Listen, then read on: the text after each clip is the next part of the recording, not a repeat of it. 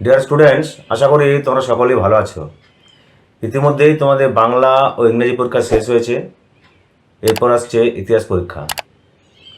আগামী শুক্রবার 6 তারিখ তোমাদের ইতিহাস পরীক্ষা। তো তাই আজ আমি তোমাদের ইতিহাসের 8 মার্কের মাত্র 6টি গুরুত্বপূর্ণ প্রশ্ন তোমাদের সঙ্গে শেয়ার করব। এর আগের ভিডিওগুলিতে আমি 1 মার্ক, 2 মার্ক ও 4 মার্কের গুরুত্বপূর্ণ সাজেশনগুলি শেয়ার করেছি। আশা করি নিশ্চয়ই তোমরা একদিনে সেগুলি তৈরি করে ফেলেছ।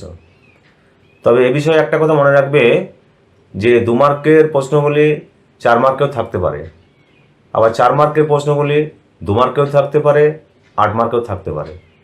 অনুরূপভাবে 8 মার্কের প্রশ্নগুলিও 4 মার্কে থাকতে পারে। তাই প্রশ্নগুলি খুব ভালোভাবে পড়বে এবং উত্তরগুলি গুছিয়ে লেখার চেষ্টা করবে। 8 মার্কের প্রশ্নগুলি থাকবে তোমাদের বিভাগে। মোট 3টি 8 মার্কের প্রশ্ন থাকবে, তার মধ্যে একটির উত্তর তোমাদেরকে করতে হবে। প্রশ্নে লেখা থাকবে 15 অথবা 16টি বাক্যে উত্তর দাও, কিন্তু তোমরা 8 থেকে 10টি পয়েন্ট অবশ্যই লিখবে, কেননা ইতিহাস একটু বিস্তারিত বিবরণ না দিলে খুব ভালো নাম্বার পাওয়া যাবে না। তাই 8 মার্কের প্রশ্নে তোমরা অন্ততপক্ষে 8 থেকে 10টি পয়েন্ট অবশ্যই লিখবে, দেখবে ভালো মার্কস অবশ্যই পাবে। আসছে আসল বিষয়ে।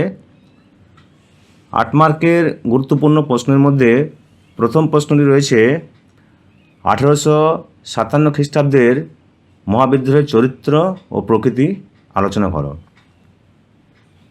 8 মার্কের দ্বিতীয় গুরুত্বপূর্ণ প্রশ্নটি রয়েছে মানুষ, প্রকৃতি ও শিক্ষার সমন্বয় বিষয়ে রবীন্দ্রনাথ ঠাকুরের চিন্তার পরিচয় দাও।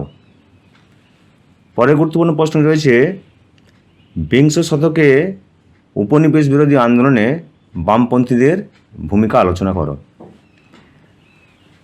4 নম্বরে গুরুত্বপূর্ণ প্রশ্ন রয়েছে নীল বিদ্রোহের কারণ, প্রকৃতি ও ফলাফল আলোচনা করো।